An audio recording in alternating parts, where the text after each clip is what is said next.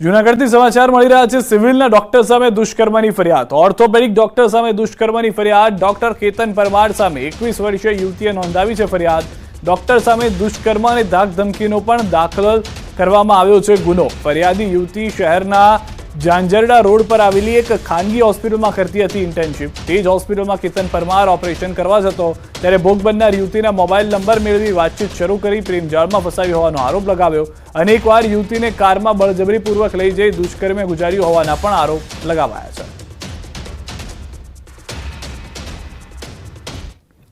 અમદાવાદ શહેરની ખાણીપીણીની દુકાનો તેમજ રેસ્ટોરન્ટમાંથી પીઝા, સેન્ડવિચ કે અન્ય ખાવાની વસ્તુઓમાંથી જીવડું તેમજ વાળ નીકળવાના બનાવો સામે આવતા હોય છે। ત્યારે અમદાવાદમાં ફરી એકવાર આવો જ બનાવ સામે આવ્યો છે। નવા વાડજ પાસે આવેલા આરપી પિઝેરિયાના પીઝામાંથી વાળ નીકળ્યો હતો। પીઝામાંથી વાળ નીકળતા કસ્ટમરે એએમસી ફૂડ વિભાગને ફરિયાદ કરી છે।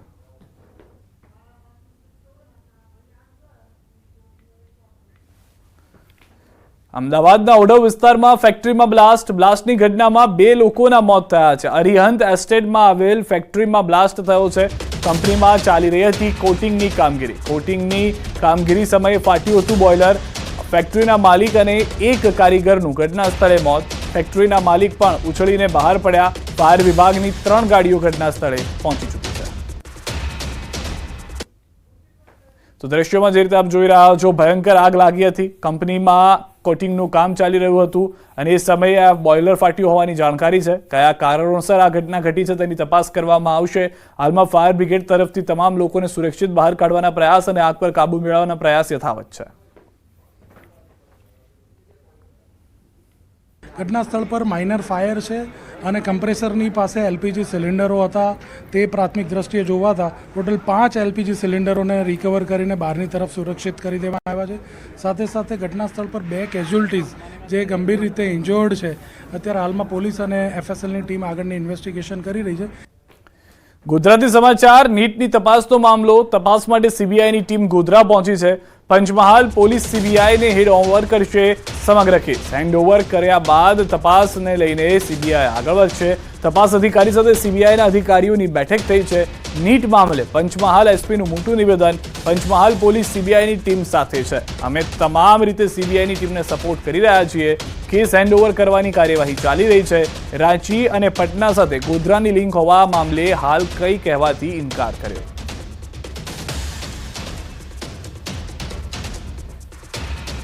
अभी उसको हैंड ओवर करने का ही कार्यवाही चल रही है। अभी ये कार्यवाही जो चालू है उसी के बारे में मैं बोल सकता हूँ और आगे कुछ बोलने का अभी केस उनके पास है।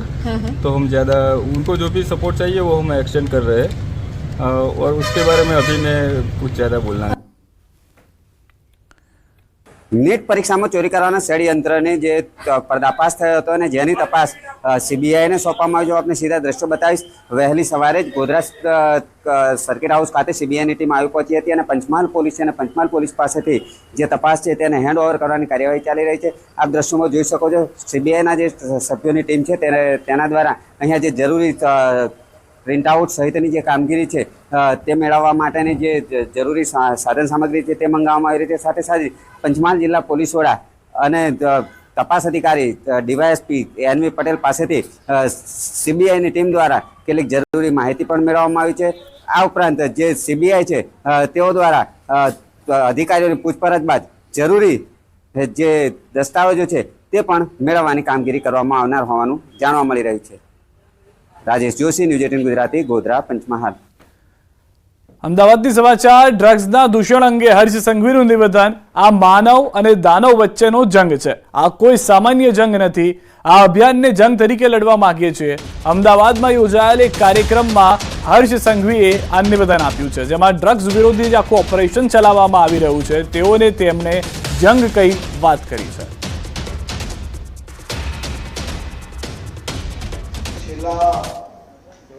ઘણા સમયથી ડ્રગ્સ વિરુદ્ધની આ લડાઈમાં મને જે કંઈ સમજણ પડી હોય એ સમજણના આધારિત હું એટલું જરૂરથી કહી શકીશ કે ये जंग मानव और दानव के बीच की। आ जंग मानवोनी दानवोनी सामनेनी जंग છે। આ જંગ એ કોઈ સામાન્ય જંગ નથી, કારણ કે આ જંગ એ કોઈ ગુજરાતના શહેરોમાં અને જિલ્લાઓની સામેની સમસ્યા નથી. દુનિયાની ઓછો ધંધો,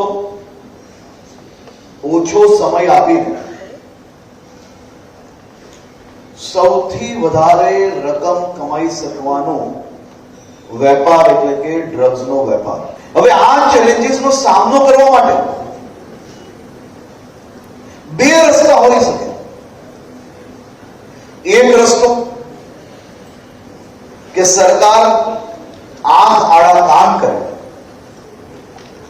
અને એક રસ્તો આ દાનવોની સામે લડી દે. ગુજરાતના લોકપ્રિય મુખ્યમંત્રી આદરણીય શ્રી ભૂપેન્દ્રભાઈ પટેલે ગુજરાતના મુખ્યમંત્રી તરીકે શપથ લીધા બાદ પહેલી જ બેઠકની અંદર ડ્રગ્સ માટેની માહિતી મેળવી ડ્રગ્સની સામે ક્યાં તો લડાઈ લડી શકાય, ક્યાં તો ડ્રગ્સને આંખ આડા કાન કરીને ભૂલી જવું. ગુજરાતના શાંત સ્વભાવના મુખ્યમંત્રી શ્રીએ ગુજરાતના ગૃહ વિભાગને પહેલા જ દિવસે છૂટ આપી કે આર પારની લડાઈ લડી લો. આપણે ગુજરાતની અંદર ડ્રગ્સના દૂષણને ફેલાવવા નથી લેવું. રાજકોટમાં દારૂબંધીના ઉડ્યા છે ધજાગરા. દેશી દારૂના હાથડા ધમધમતા હોવાનો વિડીયો વાયરલ થયો છે. જાહેરમાં દારૂની મહેફિલ માણતો વિડીયો પણ વાયરલ થયો છે. વિડીયો થોરાળા વિસ્તારનો હોવાની માહિતી છે. ન્યૂઝ 18 ગુજરાતી વિડીયોની પુષ્ટિ નથી કરતું, પરંતુ જે રીતે વિડીયોમાં જોવા મળી રહ્યું છે, રાજકોટનો આ વિસ્તાર અને થોરાળા વિસ્તાર હોવાની જાણકારી પ્રાથમિક રીતે પ્રાપ્ત થઈ રહી છે. દારૂબંધીના ધજાગરા ઉડાડવામાં આવી રહ્યા છે. દારૂબંધીને લઈને અનેક પ્રયાસો કરવામાં આવતા હોય છે જિલ્લા લેવલે, સ્થાનિક લેવલે, પરંતુ આ તમામ પ્રયાસો શૂન્ય થઈ ગયા હોય તેવા દ્રશ્યોની અંદર સ્પષ્ટ જોવા મળી રહ્યું છે.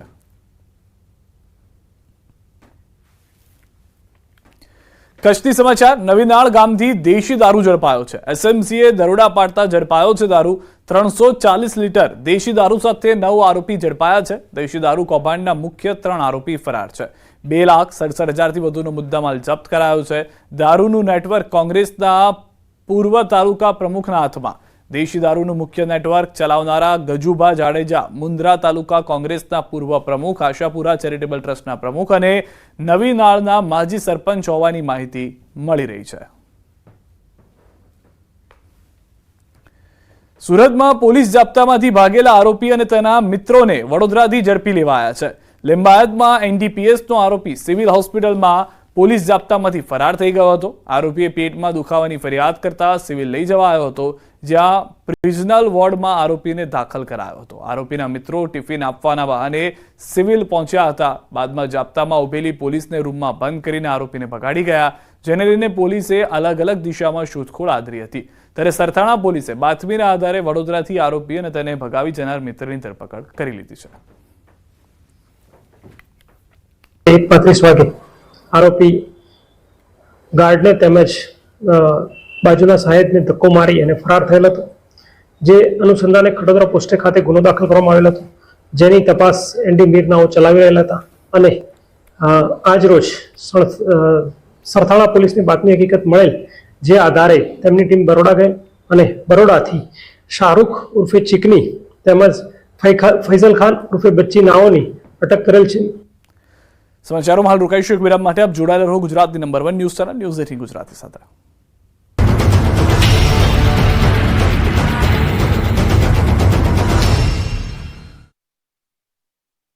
लूबी पम्प्स, फ्लो नहीं फोर्स.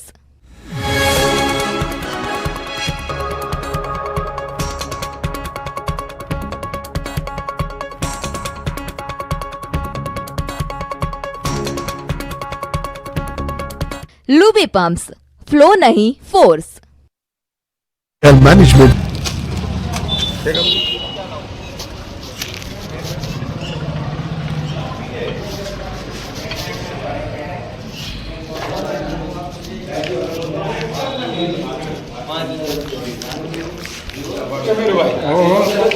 भाई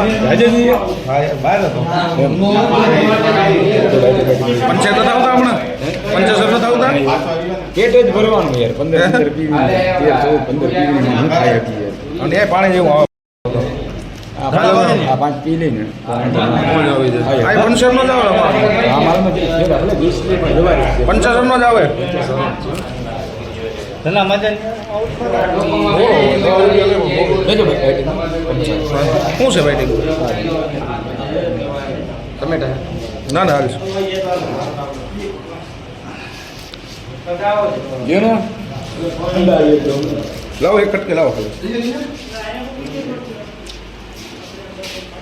મિસ્ત્રી નથી લાગતા રાજકોટ હે મિસ્ત્રી કાલે હતા એવું મિસ્ત્રી કોણ ફોન કરે પગલો ઉપાડતો ફોન કરતો ઉપાડતો હું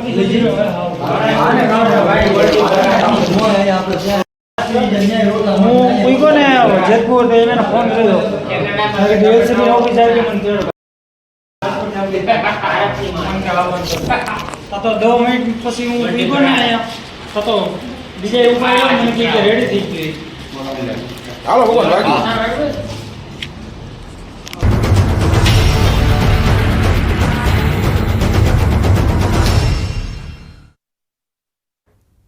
વિરમ બાદ આપનું સ્વાગત છે. અમદાવાદમાં હટકેશ્વર બ્રિજ બાદ એએમસી અને રાજ્ય સરકારના ડ્રીમ પ્રોજેક્ટ ખારીકટ કેનાલમાં કરોડોના ભ્રષ્ટાચારનો આરોપ લાગ્યો છે. એએમસી વિપક્ષ નેતા શહેજાદ ખાન પઠાણે કોર્પોરેશનના અધિકારીઓ પર 240 કરોડના ભ્રષ્ટાચારનો આરોપ લગાવ્યો છે. નરોડા સ્મશાન ગૃહથી વિંજોલ વેલી સુધી 5 પેકેજમાં કેનાલના ડેવલપમેન્ટનું આયોજન છે. જોકે પ્રથમ પેકેજમાં જ આરકેસી ઇન્ફ્રાબિસ્ટ પ્રાઇવેટ લિમિટેડ કંપનીએ એએમસીના ટેન્ડરની શરતની અવગણના કર્યાનો વિપક્ષનો આરોપ છે. કંપનીએ પ્રીકાસ્ટ બોક્સના બદલે માત્ર કાસ્ટ ઇન સિટુ બનાવી કેનાલ બંધ કરી દીધા હોવાનો આક્ષેપ છે. કંપનીએ શરત ભંગ કરી હોવા છતાં એએમસીએ 100 કરોડનું ચૂકવણું કરી દીધાનો આક્ષેપ છે. સાથે વિપક્ષે સવાલ ઉઠાવ્યા છે કે આ મામલે વિજિલન્સ તપાસ સાથે ન્યાયિક તપાસની પણ તૈયારી શરૂ કરવામાં આવે. સાથે જરૂર પડે કોર્ટમાં જવાની ચીમકી પણ ઉચ્ચારી છે. જે તે દ્રશ્યોની અંદર બતાવવામાં આવ્યું છે, જે ટેન્ડરથી વિપરીત ડિઝાઇનથી કામગીરી કરવામાં આવી છે, તેને લઈને આ વિરોધ કરવામાં આવી રહ્યો છે. વિપક્ષે કઈ રીતે 100 કરોડ રૂપિયાનું ચૂકવણું કર્યું, જ્યારે શરત જે હતી તે શરતની પાલન નથી થયું, તેમ છતાં આ રકમ આપી દેવામાં આવી. વિજિલન્સ તપાસની પણ માંગ કરવામાં આવી રહી છે વિપક્ષ તરફથી, અને જો એએમસી તરફથી કોઈ પગલાં લેવામાં નહીં આવે તો કોર્ટમાં જવાની પણ ચીમકી ઉચ્ચારી છે.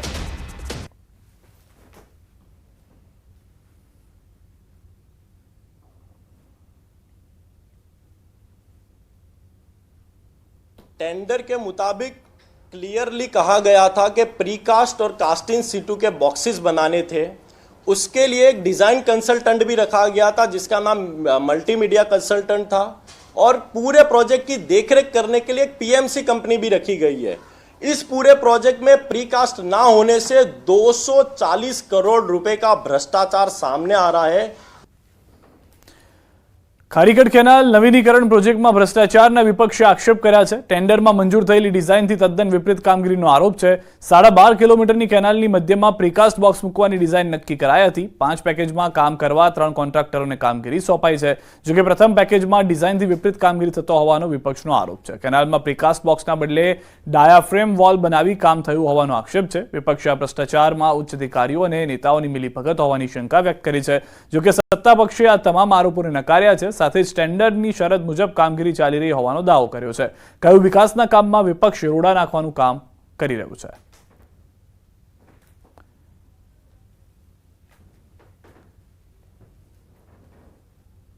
ટેન્ડરની અંદર પ્રીકાસ્ટ અને કાસ્ટૂન સીટુ બંનેનો સમાવેશ કરવામાં આવેલો છે. એક જ વસ્તુનો સમાવેશ કરવામાં આવ્યો, જે વિપક્ષના નેતા દ્વારા આક્ષેપ લગાડવામાં આવ્યા છે કે આટલા કરોડનો ભ્રષ્ટાચાર.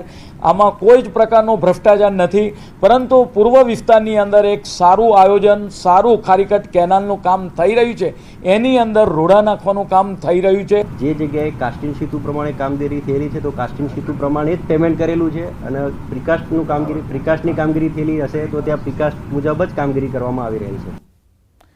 અમદાવાદ શહેરના હદ દક્ષિણ પૂર્વ અને ઉત્તર ઝોનમાંથી ખારીગઢ કેનાલ પસાર થાય છે. 110 વર્ષ પહેલા પૂર્વ અમદાવાદના વરસાદી વહેણનો ઉપયોગ કરાયો હતો. દક્ષિણ અમદાવાદના ખેતી વિસ્તારોમાં સિંચાઈ માટે 22 કિલોમીટરની લંબાઈમાં કેનાલ બનાવી હતી. આ કેનાલના ડેવલપમેન્ટ માટે 1200 કરોડનો ખર્ચ થઈ રહ્યો છે, જેમાં 600 કરોડ એએમસી અને 600 કરોડ રાજ્ય સરકાર આપવાની છે. વર્ષ 2023-24ના બજેટમાં રાજ્ય સરકારે પ્રીકાસ્ટ બોક્સ ડિઝાઇન માટે જ 300 કરોડ ફાળવ્યા છે. જૂનાગઢના સાંસદ રાજેશ ચુડાસમાથી હવે પક્ષના નેતાને જ ડર લાગી રહ્યો છે. રાજેશ ચુડાસમાએ આપેલી ગર્ભિત ધમકી બાદ વેરાવળ ભાજપના નેતા રાકેશ દેવાણીએ પોતાના પર હુમલો થઈ શકે છે તેવો દાવો કરતી અરજી જિલ્લા પોલીસ વડા સમક્ષ કરી છે, જેનાથી જૂનાગઢનું રાજકારણ ફરી એક વખત ગરમાઈ ગયું છે. રાકેશ દેવાણીએ પોતાના પર અને તેમના પરિવાર પર જીવનું જોખમ હોય તે બાબતે અરજી કરી છે. સોશિયલ મીડિયામાં રાકેશ દેવાણીએ વિડીયો વાયરલ કર્યો છે. મારી જાનમાલનું રક્ષણ, મારી જાનમાલને ખતરો છે, તેમજ મારા પરિવારને જો કંઈ પણ થશે અને આ રાજેશ ચુડાસમાની ગર્ભિત ધમકીના લીધે આખા સમગ્ર પંથકમાં ભયનો માહોલ ઊભો થયો છે. આપને ધમકી આપવી આપને શોભા નથી દેતું, એટલા માટે હું ગભરાયેલો છું અને મને ડર લાગે છે. કાલ સવારે મારી ઉપર કે મારા પરિવાર ઉપર કંઈ પણ થશે તો તેની સમગ્ર જવાબદારી લેખિતમાં મેં જાણ કરેલ છે સૌને. તેની જવાબદારી રાજેશ ચુડાસમા સાંસદ જૂનાગઢ 13 લોકસભાની રહેશે. ટીઆરપી ગેમ ઝોનમાં 25મી મેના રોજ લાગેલી આગમાં 27 લોકોના મોત નીપજ્યા હતા. અગ્નિકાંડ માટે જવાબદાર તમામ સામે કાર્યવાહી થાય, મૃતકોના પરિવારજનોને વધુ વળતર મળે સહિતના મુદ્દે કોંગ્રેસ દ્વારા અગ્નિકાંડના મૃતકની પ્રથમ માસિક તિથિ 25 જૂનના રોજ રાજકોટ બંધનું એલાન આપવામાં આવ્યું છે. આવતીકાલે માસિક તિથિ 25 તારીખે ગયા મહિને 25 મેના રોજ આ ઘટના બની અને 1 મહિનો થશે આવતીકાલે 25 જૂન. રિલાયન્સ રિટેલની ઈ માર્કેટ પ્લેસ પાંખ જીઓ માટે ઝારખંડની સ્વદેશી કળાને પ્રદર્શિત કરવા જેસ્કોમલફ અને ઝારખંડના સરકારી સાહસ ઝારક્રાફ્ટ સાથે સહકાર સાધવાની જાહેરાત કરી છે. આ પહેલથી ઝારખંડ પ્રદેશના 10,000 કારીગરો, કારીગર વડાઓ અને વણકરોનું સશક્તિકરણ થશે. આ સહકાર ગુમલા, સરાઈકલા અને પલમાઉ જેવા ઝારખંડના નગરો તેમજ શહેરના અસંખ્ય કારીગરોને યોગ્ય મંચ પૂરું પાડશે. કારીગરોને તેમની હસ્તકલાની બેનમૂન કૃતિઓ ગ્રાહકો સુધી પહોંચાડવા તેમજ તેમના વ્યાપારને વિસ્તૃત કરવા માટે પ્લેટફોર્મ સુવિધા આપશે. જીઓ માર્ટના કરોડો ગ્રાહકોને હવે સુપ્રસિદ્ધ લાકડાની પ્રોડક્ટ્સ, વાંસની પ્રોડક્ટ્સ, ઢોકરા કલાકૃતિઓ, ટેરાકોટાની ચીજો, લાખની બંગડીઓ, સુતરાઉ હસ્તકલા, એપિલેક કારીગરી, જરદોશી વર્ક, તેસાર હાથવણની સાડીઓ, પુરુષોના શર્ટ, અનસ્ટિચ ડ્રેસ મટીરિયલ્સ અને હસ્તકલાની બેગ સાથે ચાદર, ચિત્ર અને ગૃહ સુશોભનની ચીજો ખરીદવાની તક મળશે. ગ્રાહકોને જીઆઈ ટેગ ધરાવતી ઘણી પ્રોડક્ટ શોધવા અને ખરીદવાની તક મળશે.